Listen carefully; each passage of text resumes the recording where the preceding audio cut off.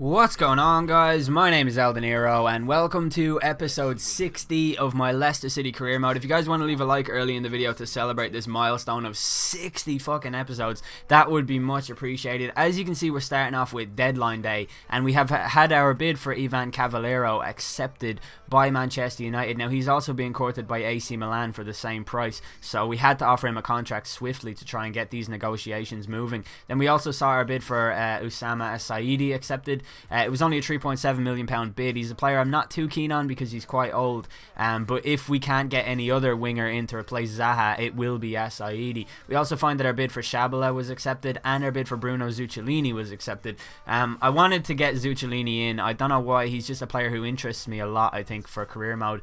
And our bid for Divock Origi was also accepted, so we offered him a 4-year deal as a crucial first team player, and he would essentially become a straight swap for Wilfried Zaha, and that would be fair enough. Then we find that Ivan Cavallero has actually gone to AC Milan, so it's looking pretty bad for us at the moment in our search for a winger until Divock Origi comes. He says that he accepts our contract and he will happily join us. Now, we've also had Shabala accept a contract for us. He only wants 40 grand a week and it's an £8 million bid, but we lose Rohan Ince if we make that bid, so I would have preferred Zuccolini, and that's what I was hoping for at this moment. So I was holding on to all of these offers. I was leaving them there because of the fact that finances were tight. I wasn't sure which selection of players I wanted to go with, but Zuccolini eventually accepted our contract offer, and after a little transfer budget moving around of funds and all of that stuff, we got Zuccolini, we got Origi, and I abandoned the bid for Assaidi. I abandoned the bid for Shabala. So we end deadline day with two new signings for us, and those are Zuccolini and Divock Origi, and I think those are two very, very good signings. So hopefully you guys agree with that. We saw as well that Ki Sung-young picked up an injury in training, a torn hamstring. He's going to miss 2 months. So it's a good job we didn't get Shalaba because you know, we would have lost Rohan Ince and Ki Sung-young at that point, whereas this way we've got in Zuccolini, we still have Ince, we still have Ki, even though he's injured obviously, but it's just a good move, I think. But we go into our first game of the episode, which I didn't actually get the time to introduce. This is against Liverpool and this is at Anfield, and Liverpool obviously completely ruined us and our Champions League bid at the end of last season in what was probably the most entertaining match of the series, in all honesty. But they took the lead after just 16 minutes in this game thanks to a Fabio Borini goal at the near post. I was a little disappointed with Kasper Schmeichel and his inability to save that chance, but what are you going to do? We come forward again in the 19th minute anyways with Tom Ince on the ball. He has a look up and passes it to Sam Byram, who has a really good shot from distance, but it was just inches away from hitting off that underside of the post and going in. Then we come to the 35th minute with Villalba getting into a very good position, almost managing to challenge the goalkeeper, but Mignolet does come away with the ball. Then after that we come up to around the 42nd minute with Origi coming in. He was making his debut for us against his former club, and it would have been a really big deal if he was able to score in this game. But in the 44th minute, Borini came forward for Liverpool. His pass was intercepted by Zuccolini, but he lost out to Borini, and Borini's cross finds Matuidi, who goes very close to giving the home team another goal in this game. An interesting thing about Liverpool is that Wilfried Zaha didn't start for them, nor was he on the bench, so I don't know why that is. Like, if they've signed him, they obviously believe in him or whatever.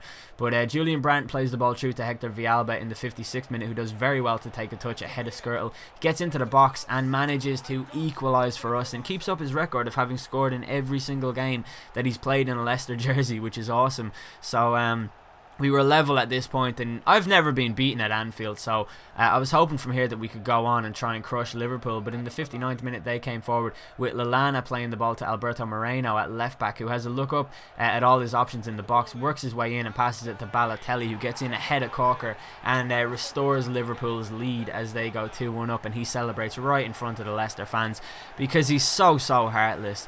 And 2 minutes later we would come forward in this game with Tom Ince doing quite well to create a chance into Julian Brandt, who goes so close to equalising. That was such a good move. I've never really seen one like that go in, because I tried to get him to hook his leg around the ball and finesse it into the far right hand side, but he went with the left footed shot and it was just inches away really. Then we come to the final 10 minutes of the game with Mike Onelete doing some good work. He was a second half substitute. His shot goes very close to equalising for us, but it wasn't to be. Then we come to the 90th minute. Divock Origi finds Dwight Gale, who passes the ball into Villalba, and that was really the chance in the game that we needed to score. score. But we would get one more chance with Scott Sinclair trying to make something happen. Eventually the ball gets headed away. Kayate plays it to Sinclair. He finds Origi, and Byram makes a run on the overlap. He picks the ball up and goes for the cross, and Dwight Gale intercepted it, but his header was far too tame to beat the goalkeeper, and we exit Anfield with our first defeat of the season and our first defeat ever at Anfield, which is quite a shame. Then we go into our next game against Mordovia Saransk. They are in our Europa League group. The other two teams in it are Besiktas and Feyenoord. So I think we'll make it out of the group. But as you can see from the team that I'm playing with, I'm not really overly concerned about this group at all. I'm going to use this as sort of a breeding ground for our youngsters to play. The likes of Andy Watson in there, Tyler Blackett and players like that. But Dwight Gale and Schlupp up front is a fairly formidable strike force. And Vlasov hits the crossbar with an incredible shot after 4 minutes.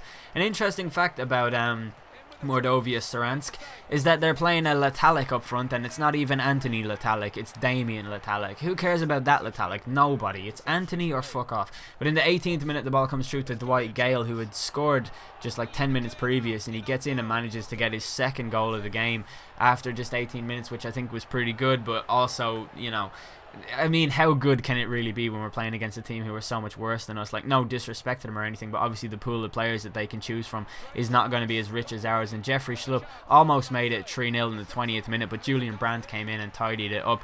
He made it 3-0. He scored. He's having a much better season this time around, actually. I'm playing him on the opposite side, playing him on the left, and he's doing a lot better. He never really seemed to do anything on the right, but I have a theory that the players I play on the right don't really do anything anyway. I feel like I mostly play down the left-hand side. And that's why Andrew Robertson did so well last season as well. I think I just play through them, I guess.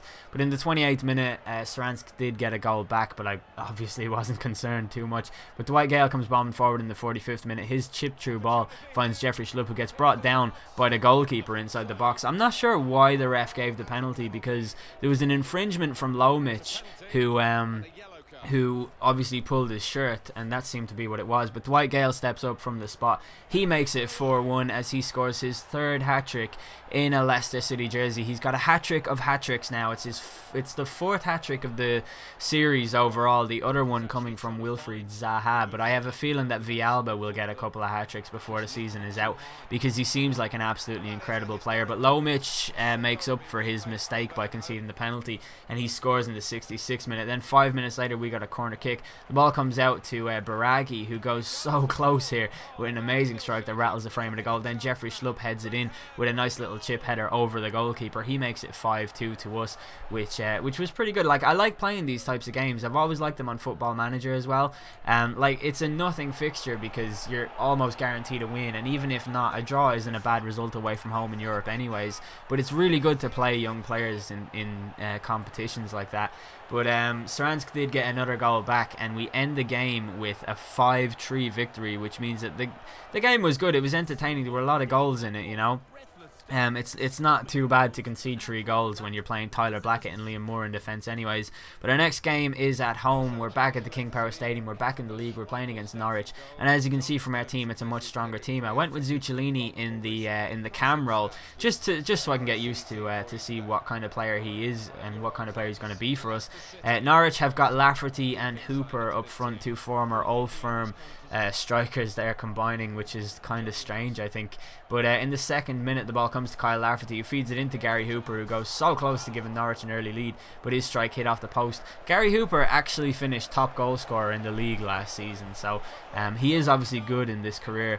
But Villalba's shot in the 25th minute was saved by the keeper. I think that probably should have been a goal, but Villalba comes forward again in the 39th minute, goes for the shot here. It's saved by the keeper. The Norwich defence does a terrible job of clearing it, and it comes to Sinclair, who gets brought down by Nathan Redmond on the inside the box, and the referee awards a penalty to us, which Hector Villalba steps up to take just to try and keep his record going of having scored every game that he's played so far, and he does manage to do so with a pretty decent penalty. And it's really annoying that he has that record now, because I feel like every time he plays I'm going to have to pass the ball to him to keep the record up. I don't know if anyone else is like that or if that's just something that I do, but I kind of am a little bit of a statistics nerd. Like, I really wish you had more stats in this game, like stats about, like, for example, in the last episode episode, we had Valère Bresson scoring and becoming the youngest player. Like, we'll never know if he was, because the game doesn't even keep a fucking record of players' birthdays that you can view, and it's a little bit stupid. But Ince comes forward in the 54th minute, his shot going just wide, a very good effort as well, I think, but his shooting is actually terrible for some reason. Origi comes forward in the 71st minute, and his shot was saved by the keeper and then cleared away from the line by, I think it was Turner.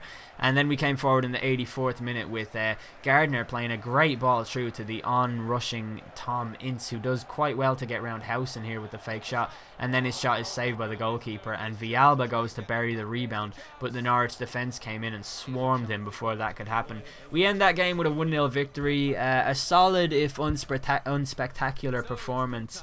And I'm fairly happy with how this episode has gone so far. Like, this season 4 we're in now, I think, like, the defeat to Liverpool aside, we've been playing very well. Like, obviously we experimented against Cardiff and we drew that game, but we did very well against Newcastle and Everton to come away with victories against them.